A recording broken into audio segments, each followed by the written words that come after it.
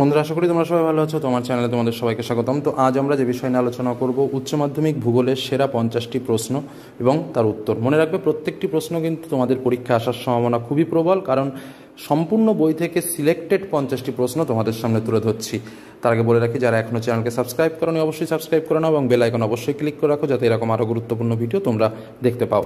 তো চলো পরপর আমরা প্রশ্নগুলো শুরু করি। অনেকেই প্রশ্নের উত্তরগুলো জানো, আর যারা জানো না তাদের বলবো যেন অবশ্যই প্রশ্নগুলো ফাইনালের জন্য বা টেস্ট পরীক্ষার জন্য অবশ্যই নোট করে রাখবে, কারণ এখান থেকে প্রচুর প্রশ্ন কিন্তু তোমরা পরীক্ষাতে পাবে। শুধুমাত্র এসএকিউ রূপে নয়, এমসিকিউ রূপেও কিন্তু এই প্রশ্নগুলো আসতে পারে, সেটা মাথায় রাখবে। তো পরপর আমরা প্রশ্নগুলো শুরু করি। আজকের প্রশ্নগুলো আমরা একটু পেছন দিক থেকে বলতে বলতে যাবো। তো যাই হোক, আমাদের প্রশ্ন, ভারতের বৃহত্তম মোটর গাড়ি নির্মাণ কোম্পানির নাম কি? উত্তর হচ্ছে মারুতি উদ্যোগ লিমিটেড। তারপরের কোশ্চেন, কোন শহরকে দক্ষিণ ভারতের ম্যানচেস্টার বলা হয়? উত্তর হচ্ছে কোয়েম্বাটুরকে। মনে রাখবে, উত্তর ভারতের ম্যানচেস্টার বলা হয় কানপুরকে, আর ভারতের ম্যানচেস্টার হলো আহমেদাবাদ। পশ্চিমবঙ্গের ম্যানচেস্টার বলা হয় শিলিগুড়ি। পরের যে প্রশ্ন রয়েছে, দেখো, শস্য প্রগাঢ়তা কাকে বলে? কি লিখবে? কোনো অঞ্চলের প্রকৃত চাষের জমি ও মোট চাষের জমির শতকরা অনুপাতকে শস্য প্রগাঢ়তা বলা হয়। পরের কোশ্চেন, ভারতের দুটি প্রধান চীনাবাদাম উৎপাদনকারী রাজ্যের নাম করো। উত্তর লিখবে গুজরাট ও রাজস্থান। পৃথিবীর দীর্ঘতম রেলপথটির নাম কি? উত্তর লিখবে ট্রান্স সাইবেরিয়ান রেলপথ। পরের কোশ্চেন, কোনো শহরের কেন্দ্রীয় বাণিজ্যিক অঞ্চল বলতে কি বোঝো?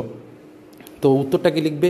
পৌরবাসীদের কেন্দ্রস্থলে গড়ে ওঠা প্রধান অর্থনৈতিক ও প্রশাসনিক এলাকাকে কেন্দ্রীয় বাণিজ্যিক অঞ্চল বলা হয়, যেমন কলকাতার বিবাদিবাগ এলাকা। বেঙ্গালুরুকে ভারতের বৈদ্যুতিন শহর বলা হয় কেন? কেউ উত্তর লিখবে, বেঙ্গালুরু শহরের তথ্য প্রযুক্তি, বৈদ্যুতিন, বায়োটেকনোলজি ও টেলিযোগাযোগ শিল্পের একচেটিয়া কেন্দ্রীভবন ঘটায় বেঙ্গালুরুকে ভারতের বৈদ্যুতিন শহর বলা হয়। পরের কোশ্চেন, পরিকল্পনা অঞ্চল কাকে বলে? পরিকল্পনা অঞ্চল হলো সমধর্মী অর্থনৈতিক, ভূপ্রাকৃতিক, সামাজিক ও সাংস্কৃতিক বৈশিষ্ট্যযুক্ত দৈশিক একক, যেখানে নির্দিষ্ট, এখানে দৈশিক বানানটা দয়কার তালবস্যায় হস্যিক হবে, ঠিক আছে, যেখানে নির্দিষ্ট সময়কালে অর্থনৈতিক উন্নয়নের জন্য নির্দিষ্ট পরিকল্পনা গ্রহণ ও রূপায়ণ করা হয়, যেমন দামোদর উপত্যকা অঞ্চল। পরের প্রশ্ন, অতি জনাকীর্ণতা বলতে কী বোঝো? কোনো একটি দেশে উপস্থিত প্রাকৃতিক সম্পদের তুলনায় জনসংখ্যা বৃদ্ধি পেলে বা তার বেশি হলে সেই অবস্থাকে ওই দেশের অতি জনাকীর্ণতা বলা হয়। মোনেক্স কি? মোনেক্স হচ্ছে মনসুন এক্সপেরিমেন্ট, অর্থাৎ উপগ্রহ দ্বারা মৌসুমী বায়ুর গবেষণা সংক্রান্ত যে কর্মসূচি, তাকেই বলা হয় মোনেক্স। জেট বায়ুপ্রবাহ কি? জেট বায়ুপ্রবাহ হলো একটি দ্রুতগামী সংকীর্ণ বায়ুস্রোত, যা ট্রোপোপজের ভাঁজের সর্বাধিক ঢালের সঙ্গে যুক্ত বা মেরুমুখী সর্বাধিক উষ্ণতার ঢাল ও শক্তি স্থানান্তরের সঙ্গে মিশে যায়। পরের প্রশ্ন, টাইফুন বলতে কী বোঝো? ক্রান্তীয় পশ্চিম প্রশান্ত মহাসাগরের দক্ষিণ চীন সাগরে সৃষ্ট শক্তিশালী ক্রান্তীয় ঘূর্ণবাদ দক্ষিণ চীন ও জাপানকে প্রভাবিত করে, তাকে টাইফুন বলে। তারপরে কোশ্চেন, প্রশমিত মাটি বলতে কী বোঝো? যে মাটির পিএইচের মান 7 তাকে প্রশমিত বা নিরপেক্ষ মাটি বলা হয়। এখানে একইভাবে পিএইচের মান যদি 7-এর কম হয় তখন তাকে আম্লিক মাটি, আর 7-এর বেশি হলে তখন তাকে ক্ষারকীয় মাটি বলা হয়। কলয়েড কি? মাটি গঠনকারী অতি সূক্ষ্ম ব্যাসের খনিজ ও জৈব কণাকে একত্রে কলয়েড বলা হয়। ডোলাইন কাকে বলা হয়? কাস্ট অঞ্চলে দ্রবণ কার্যের ফলে গড়ে ওঠা একাধিক শৃঙ্খল বা সওয়াল মিলিত হয়ে যে বড় আকৃতির অবনমিত ভূভাগ সৃষ্টি করে, তাকে ডোলাইন বলা হয়। নির্মোচন বলতে কী বোঝো? আবহবিকার, নগ্নিভবন ও ক্ষয়ীভবন বা বাস্তবিকার নামক ভূমিরূপ সৃষ্টির বহির্জাত প্রক্রিয়াগুলিকে একত্রে নির্মোচন বলা হয়। গ্রামীণ বসতির আকার বলতে কী বোঝো? গ্রামীণ বসতিগুলোর মিলিত বাহ্যিক রূপ বা জ্যামিতিক আকারকেই গ্রামীণ ধাঁচ বা আকার বলা হয়। পৌর মহানগরপুঞ্জ কাকে বলে? কোনো মহানগর বর্ধিত হয়ে পার্শ্ববর্তী গ্রাম অঞ্চল অতিক্রম করে ছোট শহর ও শিল্পাঞ্চলকে গ্রাস করে আয়তনে বৃদ্ধি পেলে তাকে পৌর মহানগরপুঞ্জ বলা হয়। বিশেষ অর্থনৈতিক অঞ্চল বলতে কী বোঝো? দেশের মধ্যে গড়ে ওঠা এমন এক ভৌগোলিক অঞ্চল যেখানে সমগ্র দেশের জন্য প্রযোজ্য সরকারি বিশেষ কিছু অর্থনৈতিক বিধিনিষেধ বা রক্ষণশীলতা নেই, সেই অঞ্চলকে বিশেষ অর্থনৈতিক অঞ্চল বলা হয়। পরের প্রশ্ন, ইঞ্জিনিয়ারিং শিল্প কি? যে শিল্পে বিভিন্ন ধাতব ও অধাতব পদার্থের সাহায্যে নানা ধরনের ইস্পাতজাত দ্রব্য এবং বৃহৎ যন্ত্রপাতি প্রস্তুত করা হয়, তাকে ইঞ্জিনিয়ারিং শিল্প বলে। মিশ্র কৃষি ব্যবস্থা কাকে বলে?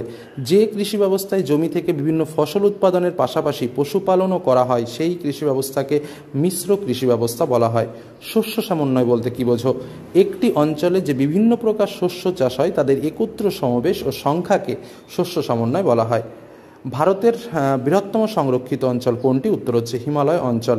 পৃথিবীর প্রধান দুটি গোত্রের উদ্ভিদের নাম কি? তো নাম লিখতে পারো তোমরা, গ্রামিনী এবং লেগুমিনোসি। কি বললাম? গ্রামিনী এবং লেগুমিনোসি। রশ্মি তরঙ্গ কাকে বলে? পরবর্তী কোশ্চেন, ট্রোপোস্ফিয়ারের ঊর্ধ্বাংশে পশ্চিম থেকে পূর্বে প্রবাহিত দীর্ঘাকার তরঙ্গায়িত বায়ুপ্রবাহ হল রশ্মি তরঙ্গ। হ্যাডলি সেল কি বা হ্যাডলি সঞ্চালন কোষ বলতে কী বোঝো? 1735 খ্রিস্টাব্দে বিজ্ঞানী হ্যাডলি আবিষ্কৃত উপক্রান্তি উচ্চচাপ ও নিরক্ষীয় নিম্নচাপের মধ্যে যে সঞ্চালন গোষ্ঠী রয়েছে তা হ্যাডলি সঞ্চালন কোষ নামে পরিচিত। কৌশিক জল কাকে বলে? মাটির কণাসমূহের আকর্ষণ বল এর প্রভাবে মাটির ছিদ্রগুলি ধীরে ধীরে জলপূর্ণ হলে তাকে কৌশিক জল বলে। পিএইচ বলতে কী বোঝো? যে স্কেল বা পরিমাপের মাধ্যমে কোনো দ্রবণে হাইড্রোজেন আয়নের পরিমাপ প্রকাশ করা হয় তাকে পিএইচ বলে, বা তোমরা লিখতে পারো অম্লত্ব ও ক্ষারকত্বের মান নির্ণায়ক একককেই পিএইচ বলে, সেটাও লিখলে হবে। পরের প্রশ্ন, পার্থিব প্রক্রিয়া বলতে কী বোঝো? লিখবে পার্থিব প্রক্রিয়া বলতে ভূমিরূপ গঠনকারী সেই সমস্ত প্রক্রিয়াকে বোঝায় যা পৃথিবীর বায়ুমণ্ডল, ভূপৃষ্ঠ এবং ভূ অভ্যন্তরে সৃষ্টি হয় এবং কর্ম সম্পাদন করে। অ্যাকুইফার কাকে বলে? যে শিলাস্তরের মধ্য দিয়ে জল প্রবাহিত, খরিত এবং পরিপূরিত হয় এবং ভৌম জলভাণ্ডার গড়ে তোলে তাকেই অ্যাকুইফার বলা হয়। পরের প্রশ্ন, বেঙ্গালুরু কী ধরনের শিল্পের জন্য বিখ্যাত? বৈদ্যুতিন শিল্পের জন্য এবং তথ্য প্রযুক্তি শিল্পের জন্য বেঙ্গালুরু বিখ্যাত।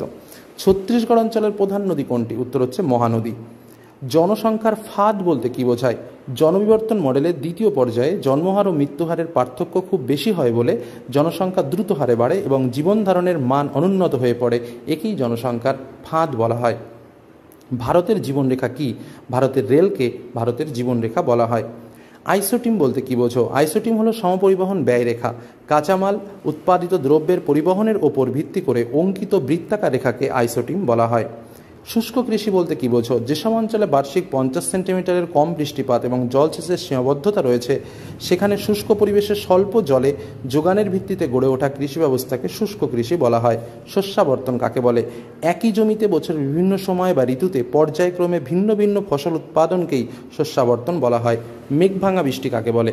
পার্বত্য অঞ্চলে অল্প সময়ের মধ্যে কিউমুলোনিম্বাস মেঘ থেকে প্রবল বৃষ্টিপাতের জন্য ভূমিধস ও কর্দম প্রবাহ ঘটে, এরূপ বৃষ্টিপাতকে মেঘভাঙা বৃষ্টি বলা হয়। কী ধরনের প্রাকৃতিক পরিবেশে হ্যালোফাইট জাতীয় উদ্ভিদ জন্মানোর পক্ষে উপযোগী? উপকূলে লবণাক্ত বেলেমাটি বা জোয়ার ভাটা প্রভাবযুক্ত সূক্ষ্ম পলিসমৃদ্ধ নিম্ন জলাভূমিতে এই উদ্ভিদ জমানোর পক্ষে উপযোগী। জৈব বৈচিত্র্য উষ্ণ অঞ্চলের দুটো উদাহরণ দাও। তোমরা লিখতে পারো হিমালয় অঞ্চল এবং পশ্চিমঘাট অঞ্চল। পরের প্রশ্ন, লালিনা বলতে কী বোঝো? স্প্যানিশ ভাষায় লালিনার অর্থ ছোট্ট বালিকা, যা এল নিনোর ঠিক বিপরীত অবস্থা। যে বছর পেরু ও ইকুয়েডর উপকূলে অর্থাৎ প্রশান্ত মহাসাগরের পূর্বে উচ্চচাপ ও অনাবৃষ্টি এবং অস্ট্রেলিয়া ও ইন্দোনেশিয়া অঞ্চলে প্রবল বৃষ্টিপাত হয়, সেই বছর প্রশান্ত মহাসাগরের পূর্বে জলের উষ্ণতা হ্রাস পাওয়ার জন্য যে শীতল সমুদ্র স্রোত প্রবাহিত হয় তাকে লালিনা বলা হয়। পরের প্রশ্ন, ঘূর্ণবাতের চক্ষু বলতে কী বোঝো? শক্তিশালী ক্রান্ত ঘূর্ণবাতের কেন্দ্রে 5 থেকে 50 কিলোমিটার পরিধিযুক্ত শান্ত ও মেঘহীন অঞ্চলকে ঘূর্ণবাতের চক্ষু বলা হয়। জেট বায়ু প্রবাহ কি?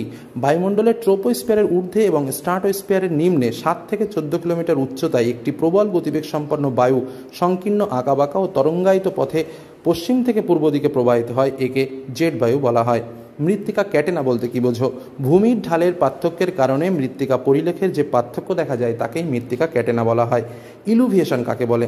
যান্ত্রিক ও রাসায়নিক প্রক্রিয়ায় মৃত্তিকার পরিলেখের এ স্তর থেকে পদার্থ নিচের বি স্তরে সঞ্চিত হয়। নিম্ন স্তরের এই সঞ্চয় পদ্ধতিকেই ইলুভিয়েশন বলা হয়। আয়তাকার জলনির্গম প্রণালী বলতে কী বোঝায়?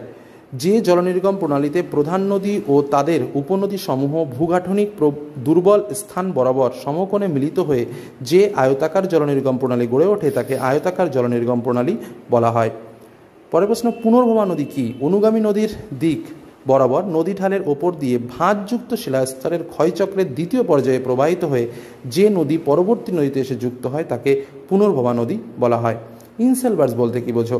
শুষ্ক অঞ্চলের সমপ্রায় ভূমির মধ্যে কিছু ক্ষয় প্রতিরোধকারী কঠিন শিলা গঠিত খাড়া ঢাল বিশিষ্ট মসৃণ গাত্রযুক্ত প্রায় গোলাকার টিলা বা অনুচ্চ পাহাড় অবস্থান করে, সেগুলিকে ইনসেলবার্স বলা হয়। এটল কাকে বলে? উপকূল থেকে অনেকটা দূরে মাঝ সমুদ্রে প্রবাল প্রাচীর বৃত্তাকার, উপবৃত্তাকার বা ডিম্বাকারে গড়ে উঠলে তাকে এটল বলা হয়। ব্লোহোল কি?